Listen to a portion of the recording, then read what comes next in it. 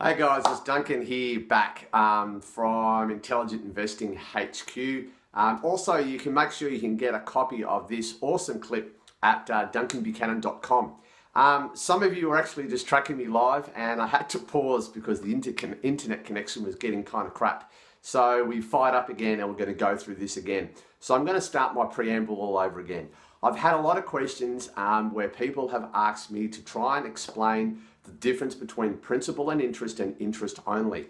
Okay, so that's what I'm going to go through. I'm going to explain that to you so you can hear what the differences are. I'm going to show you a couple of real examples of what that is, on how you can actually reduce debt paying interest only. And whilst that may sound a bit weird, how do I actually reduce debt if I'm paying interest only, Dunks? How does that work? I'm going to give you those examples. Now, if you are not very diligent with your funds, if you're not very good at saving and tracking and budgeting your cash flow, this may or may not be great for you, but it's certainly an opportunity that so many people don't understand. They don't even know it's possible.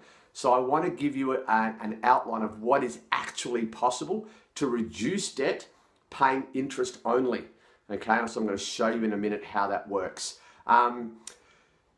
I've used this as a property example, okay, for buying property, but this really applies to whether you have a car loan, whether you're reducing your mortgage, whether it's an investment property, whether you've got share portfolio, like whatever it is. If you've got a contractual agreement with a finance provider, so with a lender, you've got a mortgage agreement or a loan agreement that requires you to pay minimum monthly payments. This is something that's going to help you out, okay?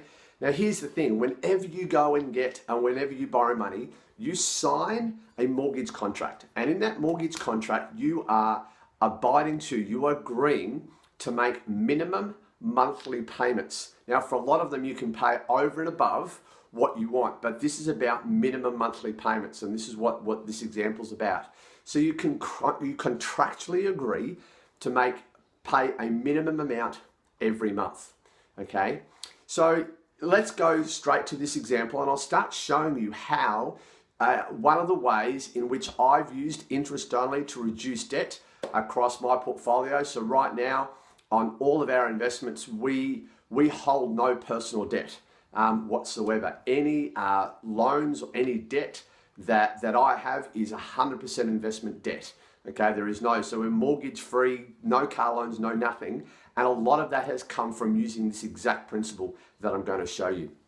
And as I said, this can apply across several different funding types, be it your home, be it an investment property, be it commercial business, whatever it is. So here's the example. In this example, let's say you've borrowed $400,000, okay? And your interest is 4.25%. And I'm using 4.25 because right now in the Australian marketplace, 4.25 is kind of standard, if you like, for variable interest rate. You can do better, you can do worse, but this is just an example, team, righto? Now, if you borrowed 400 grand at 4.25, okay, your principal and interest payment, don't know if you can read that, says $1,967 a month. Now, how did I come up with that? You can jump on any website. You can download apps on your phone. In fact, I've got that. I can't show you an example because my phone's right just there. Okay, so I can't use it. But you can use heaps of different apps. I use an app called Tap Mortgage. You can also use an app called Mortgage Calculation, Funding Calculation. Like there's heaps of stuff out there. It's free. You just type in, this is my loan amount.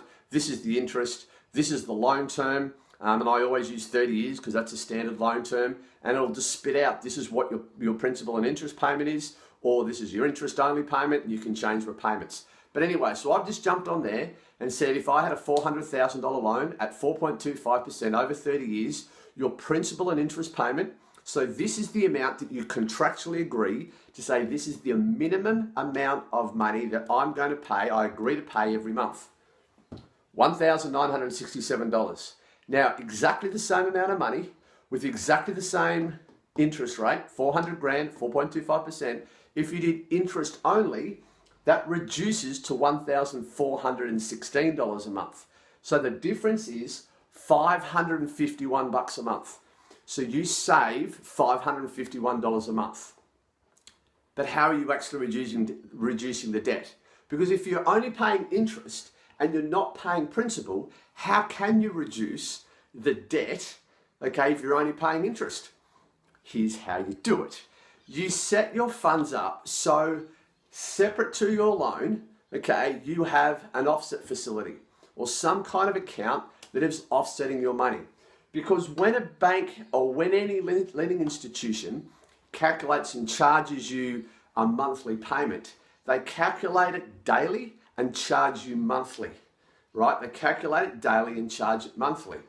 So instead of you saying, hey, I'm going to pay a minimum amount of $1,960 odd every month, I'm actually going to change it to make it $1,400 every month, and you save that $550.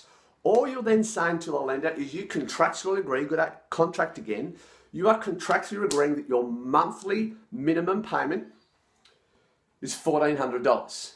Now you can still pay principal on an interest-only loan.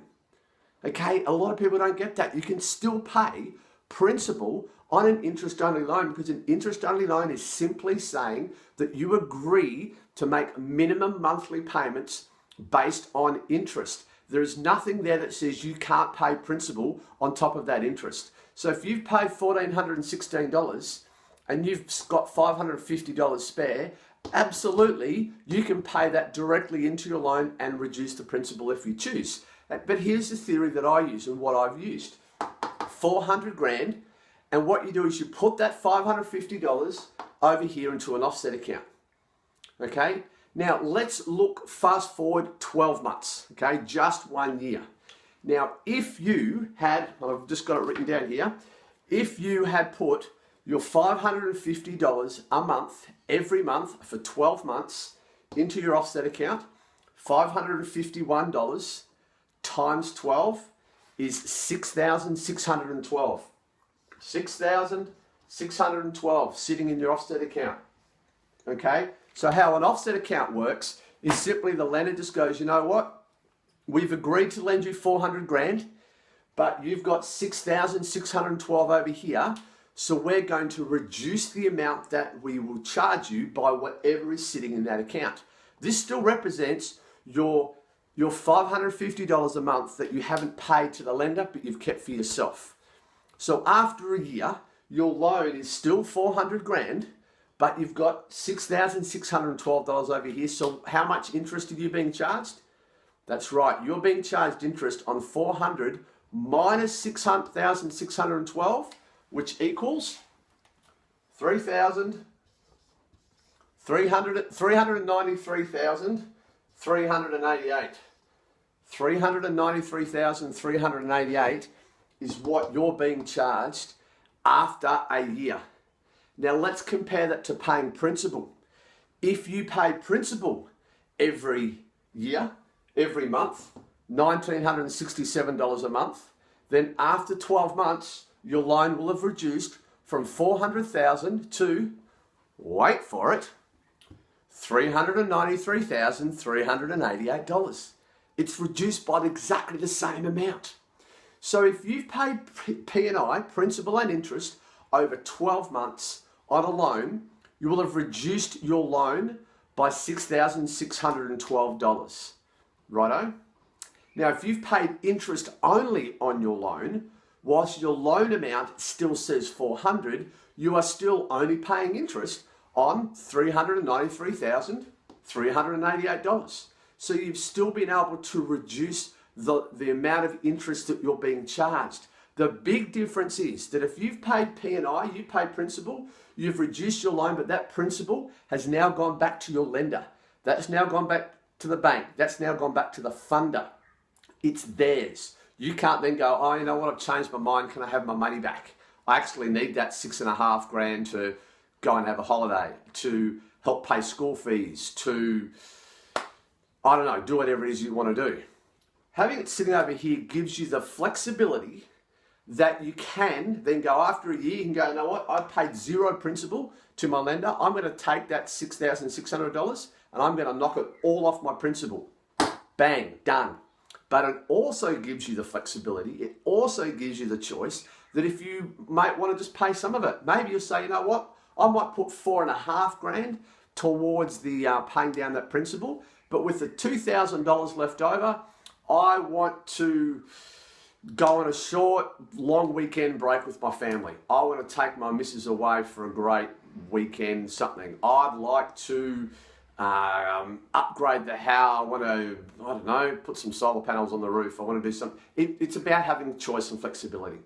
So you can still reduce your debt by paying interest only, as long as the difference in funds that you have from principal and interest to interest only, you segment off into an offset facility. This is excellent to reduce your home loan, an excellent way to reduce your home loan, because it allows you to channel even more funds into that facility, and every single day the money that's sitting in there is reducing the interest that you're paying on your home loan, and that way you can pay off chunks, okay, off the home loan without you having to put extra money in.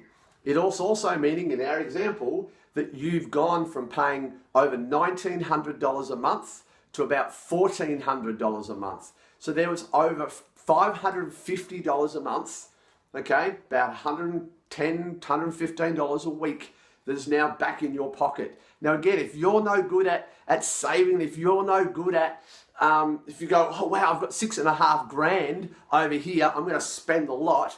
Well, don't come back to me and go, hey Dunks, this isn't working.